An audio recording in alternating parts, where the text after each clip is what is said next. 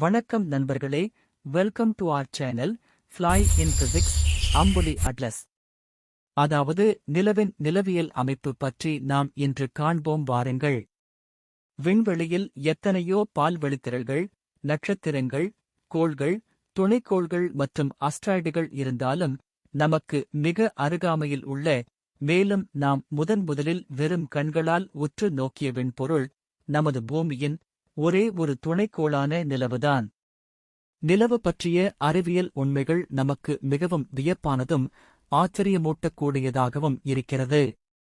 இந்த பிரபஞ்சம் தோன்றிய காலத்தில் பெருவெடிப்பு கொள்கையின்படி பூமி மற்றும் பிற விண்பொருட்களுடன் சேர்ந்து வெடித்து சிதறி தோன்றியவற்றுள் நிலவும் ஒன்று.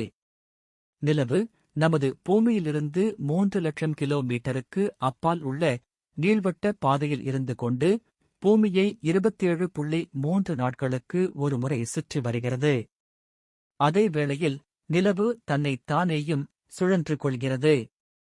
இதற்கு நிலவு எடுத்துக்கொள்ளும் காலமும் 27.3 நாட்களாக இருப்பதால் நிலவின் ஒரு குறிப்பிட்ட பகுதி மட்டுமே நமக்கு தெரிகிறது. இதனைதான் நாம் டைடல் லாக்கிங் என்கின்றோம். நம் முன்னோர்கள் நமக்கு அறிவியல் வேட்கையை ஊட்டிய விதம் மிகவும் அற்புதமானது. ஆம், குழந்தை பருவத்தில் நமது அன்னையர் நிலாவினைக் காட்டி பல்வேறு அறிவியல் கதைகளை கூறி நமக்கு சோறு ஊட்டுவார்கள். அப்போது நிலவின் நடுவில் ஒரு வயதான பாட்டி அமர்ந்து கொண்டு அடுப்பு மூட்டி வடை சுட்டுக் கொண்டிருக்கிறார் எனக் கூறியது நம் அனைவருக்கும் நினைவிருக்கும். அதுதான் பிற்காலத்தில் நாம் நிலவினை பார்க்க வேண்டும் என்ற ஆர்வத்தினை தூண்டியது. எனவேதான் இன்று நாம் தொலைநோக்கியைக் கொண்டு நிலவு நம் கண்களுக்கு மிக அருகில் உள்ளது போல பார்த்து ரசித்துக் கொண்டிருக்கின்றோம். நமது வானியல் சாஸ்திரங்கள் நிலவின் நிலை மற்றும் இயக்கத்தினை மிக மிக முக்கியமானதாக கருதுவதால் பூமியில் ஏற்படும் பருவநிலை மாற்றங்களுக்கும் அன்றாட நிகழ்வுகளுக்கும் நிலவும் ஒரு காரணமாக உள்ளது என நம்புகின்றோம். நிலவிற்கு சுயமான ஒளி கிடையாது, ஆனால் இது சூரியனின் ஒளியை பூமியின் மீது பிரதிபலிக்கிறது. நிலவின் தற்சுழற்சி மற்றும் சூரியன், பூமி, நிலா இவைகளுக்கு இடையேயான கோண வேறுபாட்டின் காரணமாகவும் பூமியில் அமாவாசை, வளர்பிறை, பௌர்ணமி மற்றும் தேய்பிறை போன்ற நிகழ்வுகள் ஏற்படுகின்றன. இந்த காலகட்டங்களில் நிலவின் மேற்பரப்பில் உள்ள கரடு முரடான பள்ளங்கள், கிண்ணக்குழிகள், கடல், மலைகள் மற்றும் சமவெளிகளை ஆராய்ந்து கூறுவதே இந்த காணொலியின் நோக்கமாகும். பகுதி 1. The important parameter. முக்கிய அளவுருக்கள். நிலவின் மேற்பரப்பை பற்றி தெரிந்து கொள்வதற்கு முன்பாக நாம் கற்றுக்கொள்ள வேண்டிய மிக முக்கியமான தொழில்நுட்பக் கூறுகள் பற்றி தற்போது காண்போம். 1. டெர்மினேட்டர் கோடு. நிலவின் வளர்பிறை மற்றும் தேய்பிறை காலத்தில் நிலவின் மீது உள்ள இருள் பகுதியையும் ஒளிப்படும் பகுதியையும் பிரிக்கும் கோடு டெர்மினேட்டர் கோடு எனப்படும். நிலவை நாம் தொலைநோக்கியில் பார்க்கும்போது இக்கோட்டின் அருகே மட்டுமே பள்ளங்கள், மலைகள் மற்றும் கிண்ணக்குழிகள் தெளிவாக தெரியும். 2. மாரே அதாவது கடல். மாரே என்றால் கடல். மாரே என்ற சொல் மெரைன் எனும் ஆங்கிலச் சொல்லின் வேர்ச்சொல்லாக இருப்பதிலிருந்து இதை நாம் புரிந்து கொள்ளலாம். இது நிலவில் காணப்படும் கருமையான சமவெளி பகுதியைக் குறிக்கும். இது உண்மையில் தண்ணீர் நிறைந்த கடல் பகுதி இல்லை. பழங்காலத்தில் எரிமலையின் லார்வா பரவி உறைந்து போன சமவெளி பகுதியாகும். உதாரணம்: மேயர் டிராங்குலிட்டேட்டிஸ் அண்ட் மேயர் கிரிஷியம். 3. கிரேட்டர்ஸ், நிலக்குழி அல்லது கிண்ணக்குழி. நிலவில் வளிமண்டலம் இல்லாததால் விண்கற்கள் நிலவின் மீது நேரடியாக மோதுகின்றன. இதனால் நிலவின் மீது பல ஆயிரக்கணக்கான பள்ளங்கள் தோன்றியுள்ளன. இந்த பள்ளங்களே கிரேட்டர்ஸ் எனப்படும். பூமியிலிருந்து பார்ப்பதற்கு வட்டவடிவ குள்ளான் பூச்சியின் வலையைப் போல இருக்கும். அவற்றில் சில டைக்கோ, காப்பர்னிக்கஸ் மற்றும் பிளேட்டோ. 4. ஏஜெக்டா, வெளியேற்றப்பட்ட பொருட்கள். இவை விண்கற்கள் நிலவின் மீது மோதும்போது தூக்கி எறியப்பட்ட மண் மற்றும் பாறைகள். இது பள்ளத்தாக்கினை சுற்றி வெண்மை நிறத்தில் மேடாக பரவியிருக்கும். 5. ரே சிஸ்டம், கதிர்பாதை. விண்கற்கள் நிலவின் மீது மோதும்போது கிரேட்டரிலிருந்து வெளியே தூக்கி எறியப்பட்ட பாறைகளினால் உருவாக்கப்பட்ட கோடுகள் ரே சிஸ்டம் எனப்படும். அதாவது சிதறலினால் எரியப்பட்ட பாறைகள் தரையின் மீது உரசுச் செல்லும் போது ஏற்பட்ட வரிகள். இது ஒரு தோல் உரித்த ஆரஞ்சு பழத்தின் மேலிருந்து கீழ்நோக்கி வரும் கோடுகள் போல இருக்கும். இதனை டைகோ கிரேட்டரில் நாம் தெளிவாக காணலாம். 6. மாண்டெஸ். இது நிலாவில் தெரியும் மலைப்பகுதி. பொதுவாக இவற்றிற்கு பூமியின் மீது உள்ள மலைகளின் பெயர்களே வைக்கப்படுகின்றது. 7. நீரோடை மற்றும் பள்ளத்தாக்குகள். Rills and வேலிஸ். இது எரிமலை வெடித்து அதன் லாவா ஓடிய தடங்கள் மற்றும் நீண்ட பள்ளங்கள். 8. இணை தீர்க்க கோடுகள் மற்றும் இணை அச்சரேகை. கோ லாஞ்சிடியூட் கோ லாட்டிடியூட். இது நம் பூமியில் ஒரு இருப்பிடத்தினை குறிப்பிடுவதற்காக பயன்படுத்தும் லாட்டிடியூட் அண்ட் லாஞ்சிடியூட் போல டெர்மினேட்டர் கோட்டின் இருப்பிடத்தை குறிப்பிட உதவும் அளவீடாகும். பகுதி 2. நிலவினை உற்று நோக்கல். Observation. New moon to full moon. 1. வளர்பிறை 5ஆம் நாள் பஞ்சமி. மாரே கிரிசியம். வளர்ப்பிறையின் 5ஆம் நாள் படத்தில் நமக்கு தெளிவாகத் தெரியும் வட்டவடிவ பெரிய இருண்ட பகுதிதான் மாரே கிரிசியம், அதாவது நெருக்கடிகளின் கடல் அல்லது அவசரகால கடல், சி ஆஃப் கிரைசிஸ். இக்கடல்தான் முதல் நாளில் நம்மை வரவேற்கின்றது. இக்கடல் பல பில்லியன் ஆண்டுகளுக்கு முன்பு விண்கற்கள் மோதியதால் உருவான ஒரு பிரம்மாண்டமான பள்ளம். பின்னர் நிலவின் உட்பகுதியிலிருந்து உருகிய எரிமலைக் குழம்பு இதில் வழிந்து நிறைந்தது. இந்த எரிமலைப் பாறைகள் சூரிய ஒளியை அதிகமாக பிரதிபலிக்காததால் சுற்றியுள்ள பகுதிகளை விட இது இருட்டாக காட்சியளிக்கிறது. இது எந்த கடலுடனும் சேராத ஒரு தனித்த நீள்வட்ட அமைப்பினைக் கொண்டது. சோவியத் ஒன்றியத்தின் லூனா 24 விண்கலம் 1976ஆம் ஆண்டு இந்த இடத்தில் தரையிறங்கி மண்ணை சேகரித்தது. 2. வளர்பிறை 6ஆம் நாள் சஷ்டி. வாக்சிங் மூன், டே 6. இன்று எடுக்கப்பட்ட படத்தில் காணக்கூடிய முக்கியமான பகுதிகள். அமைதிக் கடல், அதாவது மாரே டிராங்குவிலிட்டேட்டிஸ். இது நிலவின் கிழக்குப் பகுதியில் நெருக்கடிகளின் கடலுக்கு மிக அருகில் உள்ளது. இக்கடலுக்கு நெருக்கடிகளின் கடலைப் போல தனித்த எல்லைகள் கிடையாது. இங்குதான் 1969ஆம் ஆண்டு அமெரிக்காவின் அப்போல்லோ 11 விண்கலம் தரை இறங்கியது. மேலும் நிலவில் இன்று நமக்கு தெளிவாக தெரியும் இடங்கள். நெருக்கடிகளின் கடல் மாரே கிரிசியம், வளமை கடல் மாரே ஃபெகண்டிடேட்டிஸ். 3. வளர்ப்பிறை 7ஆம் நாள் சப்தமி. வாக்சிங் மூன், டே 7.